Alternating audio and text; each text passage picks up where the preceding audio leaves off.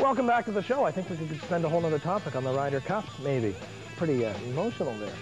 What we're going to talk about now is high school athletics, and having a couple of guys up here that deal a lot with high school sports.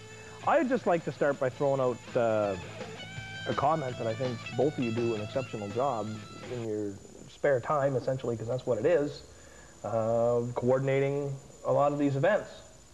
Having said that, is it harder in this day and age? Easier? Same? I think overall it's probably a lot more difficult than it's been in the, I mean, I've been teaching now 13 years, and it's really become a little more of a struggle. I think probably we've got a few more loopholes to get kids out of school, to get them on the road, but that's a sign of the times too. I mean, society's changed that way. I think it's definitely become tougher. I've coached for 8 years in the school system here, and it's tough. Kids are much more busier, especially at the high school level. You see a lot of kids working. You see parents who aren't as able to drive them back and forth. So it's become much more difficult, and fundraising and having funds available for these kids to travel has definitely become much tougher. An average trip for a kid costs $50, $60 to go to Winnipeg for an overnight trip. You know, there's not many kids that can afford maybe more than one trip, if even one. So. Having said that, what's in the water in Burden with the girls volleyball program there? This is a school that, I'm not sure the population, but they're a 3A school competing on a 4A level. They're ranked #1. 2 words. Steve Densmore. Steve is, I don't think probably technically, and as far as the amount of effort that he puts in with his program there, and you can really call it a program. It isn't a team. I mean, he develops these kids from grade 7 and 8, gets them turned on to the game. And as he said, I talked to him last night, he said, I mean, he's a team full of sisters. I mean, he has a group of sisters here, and everybody had sisters that played, and it's a family thing right now, and that's what they do. And is the fact that they're a smaller community better? I think so. Yeah. I mean, it grows. I mean, it's something that they excel at, it's something they take pride in, and it's something that as somebody's growing up, they know they have to step in and keep that up, because it's something the community is recognized for. Is it still cool? I like when I was growing up in high school, I mean, you were cool. If you were, football was a big thing. I mean, if you played football, you were cool. Hockey wasn't too far behind. Like, was it like that when you went? When I went to school, yeah, it was hockey, football, and basketball was quite large. However, I went to Miles Mac in Winnipeg, and back then, Miles Mac was one of the top volleyball teams in Manitoba. So back then, if you played on volleyball, you're A1. Yeah. You know, getting back to Steve Densmore, that program has evolved over the years, but you know, it takes someone like himself, and it's like any high school program that does very well, not necessarily always winning and losing, but being consistently competitive. It takes someone to step in and spend countless hours of your own time to help kids out, and he does that. My wife's a teacher. I don't see any teacher postings coming up in this area.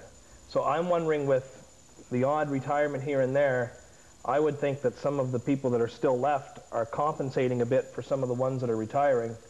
How are you still coaching? Or am I off base there? Not sure where you're going with that. Like, I'm wondering, do you have less time to coach before? Obviously, I mean, in my case, I had way more time 7 years ago before kids than before the BU job. So I mean, but no, it's part of it. It's something I think as a phys ed person, I mean, when I did my teacher training, I mean, that was something, I mean, I had good people that worked with me when I was in the school system.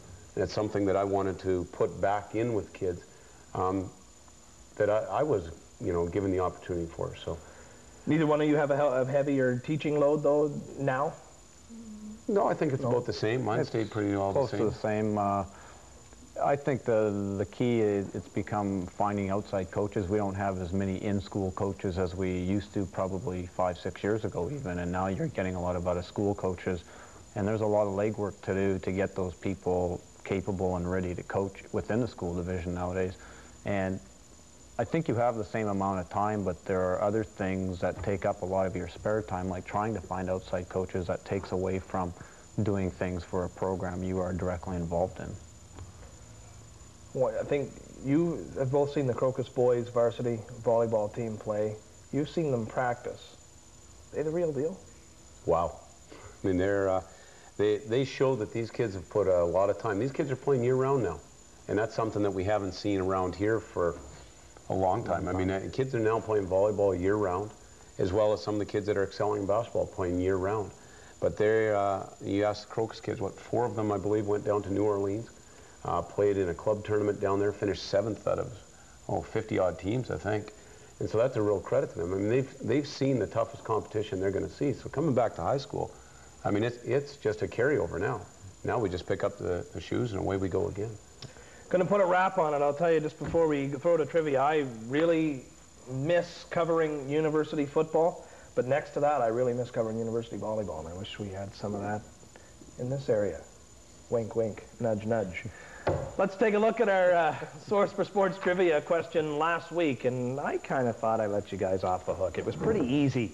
Who was the first wide receiver chosen in the 1999 NFL Draft? Torrey Holt, 6th overall, St. Louis Rams. Brandon Zirkin phoned in with the correct answer, and I would like a winner 2 weeks in a row, so I'm giving you another easy one. And the question this week is, who won the 1999 Female Athlete of the Year at Brandon University, as selected by Don Thompson and Focus Group? 728-1150 is the number to call if you have the correct answer. If you've got a thought as to what you would like to see on our show, by all means, drop us a line, give us a call.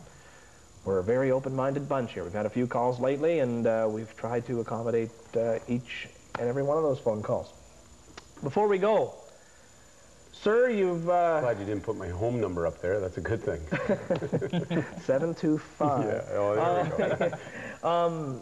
You've been an associate coach with the BU Lady Bobcat program now. Really excited to have them with us. And that must be somewhat easier, if not on you, but for the girls.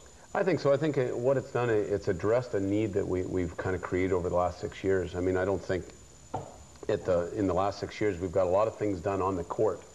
And I thought the group of kids we've had have really shown some good character in the classroom and good citizens around the university. But it's the extra time that needed to be spent in the gym and some of the individual workouts. And you're always, getting them done. I know you're always optimistic, but is this a good year for wins and losses, do you think, with the expansion, or not necessarily?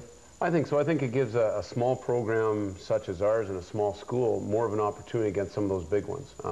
Play everybody twice now, and you're going to be able to do a couple of things that nobody's going to know about.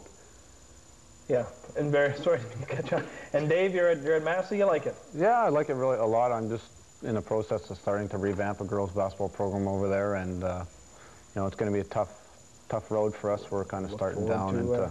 We look forward to seeing that. I'm getting a hard wrap here. I want to go for another half hour, but Hockey Night in Canada is coming up next.